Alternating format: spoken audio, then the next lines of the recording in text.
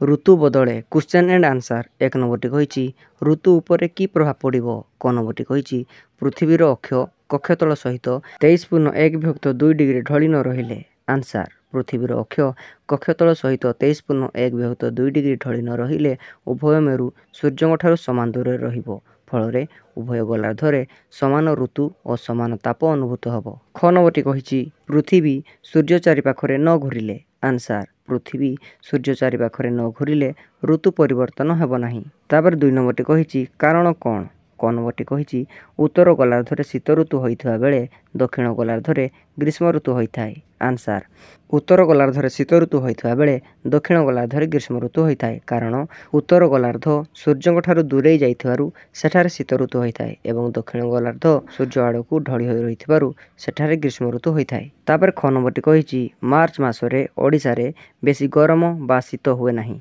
Answer मार्च मासरे उभय मेरु सूर्यठारु समान दूरतारे रहिथाय। फल उभय गोलार्धरे समान ताप अनुभूत हुए। तेणु उत्तर गोलार्धरे मार्च मास बेलू बसंत ऋतु होइथाय। एही कारणरू मार्च मासरे ओडिशा रे बेसी गरम बा शीत अनुभूत हुए नाही। तापर घ नंबरटी कही डिसेम्बर मासरे पशम वस्त्र पिंधा जाए। आंसर डिसेम्बर मासरे पृथ्वीर उत्तर मेरु सूर्यठारु दूरेई जाइथिबारु सेठारे शीत ऋतु अनुभूत हुए। तेणु लोकमाने शीतर प्रकोपरू रक्षा पाइबा पई पशम वस्त्र पिंधि थांती। तापर 3 नंबरटी कही शून्यस्थान पूरण कर। क नंबरटी हेब पृथ्वीर अक्ष कक्षतल सहित 23.1 डिग्री कोण अंकन करी रही थाए। ख नंबरटी हेब पृथ्वी सूर्य चारिपाखरे थरे घूरी आसिबा पई 365 दिन समय निए। ग नंबरटी हेब ऋतु परिवर्तन पृथ्वीर वार्षिक गति जोगु संभव होइथाय। घ नंबरटी हेब सूर्यर तिर्यक बा तेरछा किरण जो अंचल उपरे पड़े सेठारे शीत ऋतु होइथाय। तापर 4 नंबरटी कही पार्थक्य दर्शाओ। क नंबरटी कही आवर्तन परिक्रमण। आवर्तन पृथ्वी निज चारिपटे घूरिबाकू पृथ्वीर आवर्तन गति कहती।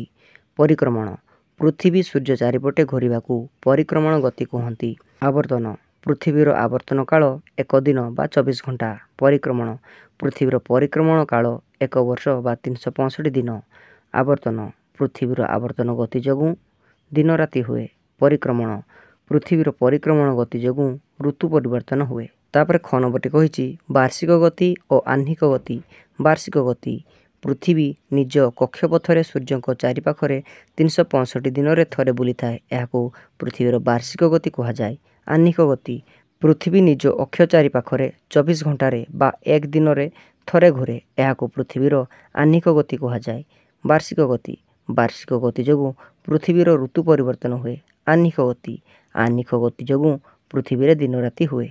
तापर 5 नंबरटी कही जो उक्तिटी ठीक ता पाखरे ठीक चिन्ह दियो। क नंबरटी कही उत्तर मेरु सूर्य को आड़कू ढली रहिथिबा बेले दक्षिण गोलार्धरे ग्रीष्म ऋतु होइथाय। भूल।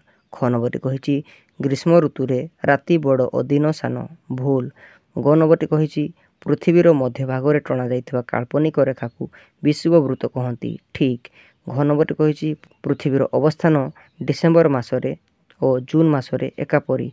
भूल। तापर 9 नंबरटे कही वर्षर सबुदिने दिन 12 घंटा और राति 12 घंटा। भूल। जदि भिडियोटी भल लगी तेबे मो चैनल को सब्सक्राइब करने जमार भी भूलिबे नहीं।